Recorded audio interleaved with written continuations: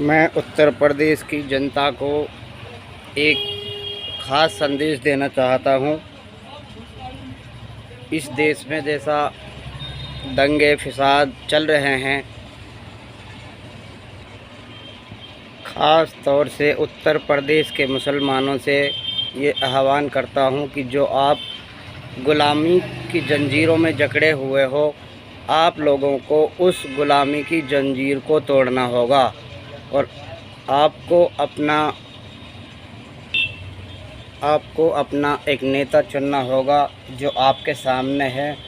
बेहतरीन अंदाज में MIM पार्टी मजलिस-ए-इत्तेहादुल मुस्लिमीन बैरिस्टर असदुद्दीन ओवैसी को वोट दे करके अपने आप को, अपने आने वाली नस्लों को और अपने आप के वजूद को बचाना है।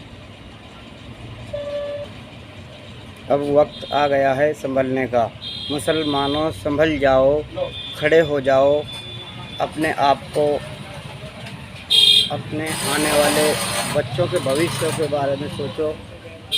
आप जो इन नेताओं की ग़ुलामी की जंजीरों में जकड़े हुए हो, ये किसी के नहीं हैं। ये केवल जब तक आपको इस्तेमाल करते हैं, जब तक कि आप इनके काम के हो, वरना आप जब इनके काम के नहीं रहते तो आपको निकाल कर फेंक देते हैं। जैसे कि आपके सामने एक उत्तर प्रदेश में आज़म खां जैसे लीडर, महान शख्सियत, जिन्होंने उन अखिलेश यादव, मुलायम सिंह यादव की पार्टी को बनाने में और खड़ा करने में अपनी पूरी ज़िंदगी दांव पर लगा दी। जब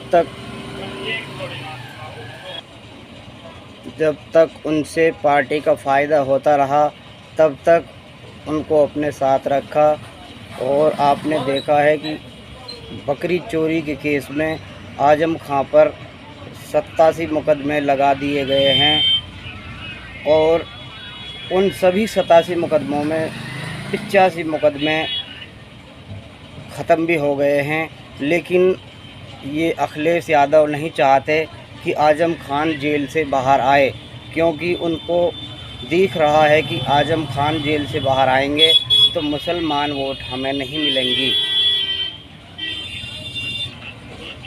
मुसलमानों, समझो इनकी चालाकियों और इनके जज्बातों को समझो। ये किसी के नहीं हैं। ये मुसलमान को तब तक यूज करते रहते हैं जब तक इनका मकसद हल होता है, और जब मकसद हल हो जाता है तो ये ऐसे निकाल देते हैं जैसे दूध में से मक्खी। लेकिन मुसलमान ग़ुलामी की जंजीरों में जकड़ा हुआ है, इनका ग़ुलाम बना हुआ है। आपको अपने बच्चों के भविष्य के बारे में कुछ करना है और कुछ सोचना है तो आपको इन ग़ुलामी की जंजीरों से बिल्कुल बाहर आना पड़ेगा। और आपका लीडर, आपका नेता, आपका हमदर्द यूपी में आ चुका है, जिसको आप लोग सभी बैरिस्टर असदुद्दीन ओवैसी के नाम से जानते हैं। और जो गरीब, मजलूम, बेसहारा सबके लिए आवाज़ उठाते हैं।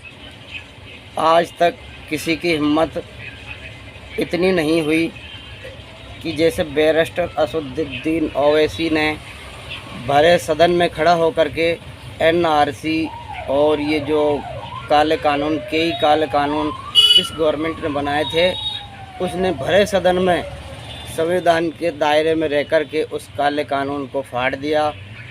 जो 3 तलाक बिल आया था, कोई नहीं बोला, क्योंकि सबको डर लगता है कि कभी हमें फंसा ना दे।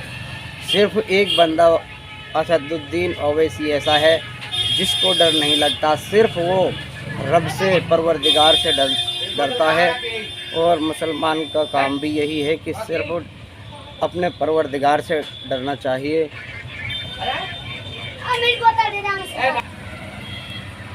आप सब सोशल मीडिया के माध्यम से देख रहे हैं कि जब से बीजेपी सरकार भारत में आई है, जब से इसने हर राज्य हर स्टेट में आतंक मचाया हुआ है और हर मजलूम, हर मुसलमान, हर कमज़ोर पर आए दिन कुछ न कुछ जुल्म ढहाते रहते हैं। कभी मस्जिद के नाम पर, कभी किसी के नाम पर, कभी गोरक्षकों के नाम पर। इन गुंडों का आतंक यदि आपको ख़त्म करना है तो अपनी वोट की ताकत को इस्तेमाल करते हुए अब की बार MIM पार्टी को कामयाब बनाना है और ग़ुलामी की जंजीरों से जो जकड़े हुए हो आप, उन ग़ुलामी की जंजीरों को तोड़ना है। वरना अब आप नहीं समझे तो कभी नहीं समझ पाएंगे। सबसे ज़्यादा जो जुल्म हुआ है वो उत्तर प्रदेश के मुसलमानों पर बीजेपी सरकार ने कराया है। आप खुद देख रहे हो अपनी आँखों से।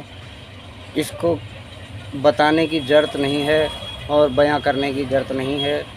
आप देख रहे हो इस बीजेपी सरकार का जुल्म दिन पे दिन बढ़ता जा रहा है। अब की बार आपको बीजेपी सरकार को करारा झटका लगा करके अपनी वोट का इस्तेमाल करके इसको बताना है कि हमारी हैसियत, हमारी कीमत क्या है। तब इनको समझ में आएगा कि जो आए दिन मुसलमानों पर अत्याचार करते हैं, मुसलमानों की मॉब लिंचिंग कर देते हैं, बहुत सारे वाक़े हैं, आपको बताने की ज़रूरत भी नहीं है, सारे लोग जानते हैं। आजकल सोशल मीडिया का ज़माना है, हर चीज़, हर वो बात हर इंसान तक कुछ ही मिनटों में पहुंच जाती है। जुनैद को मारा, अखलाक को मारा, रकबर को मारा और न जाने कितने मासूम, निहत्थे, कमज़ोर कितनों को इन्होंने मौत के घाट उतार दिया। ये महात्मा गांधी की हत्यारे गोडसे के विचारों पर चलते हैं और इनका वही रवैया है जो गोडसे का था। ये उन्हीं के विचारों पर चलते रहेंगे। अपने आप को बचाना है, अपनों बच्चों के मुस्तकबिल भविष्य को बचाना है तो प्लीज़ इन सारी पार्टियों को लात मार कर भगा दीजिए। सिर्फ MIM पार्टी को अपना कीमती वोट देकर बैरिस्टर असदुद्दीन ओवैसी को कामयाब बनाना है। आप बताइए आजम खां का क्या गुनाह था? क्योंकि उन्होंने यूनिवर्सिटी बनाई, गरीब बच्चों के लिए पढ़ाई का एक ज़रिया बनाया। और अतीक अहमद की क्या गलती थी जो आज उसको 2 साल होने को जा रहे हैं, उसके बड़े लड़के और अतीक अहमद को। ये किसकी पार्टी में थे आप सब लोगों को पता है। और उन्हीं का जिन लोगों की पार्टी में थे उन्होंने खुद ने इनको फंसा करके जेलों में डलवा दिया है। इन सारी पार्टियों का मकसद सिर्फ एक ही है, मुसलमान से नफ़रत करना। चाहे पार्टी अलग हो, लेकिन इन सब का जो मकसद और जो मुसलमानों के प्रति नज़रिया है वो सब एक जैसा है। मुसलमानों से नफ़रत के अलावा ये कुछ नहीं करते।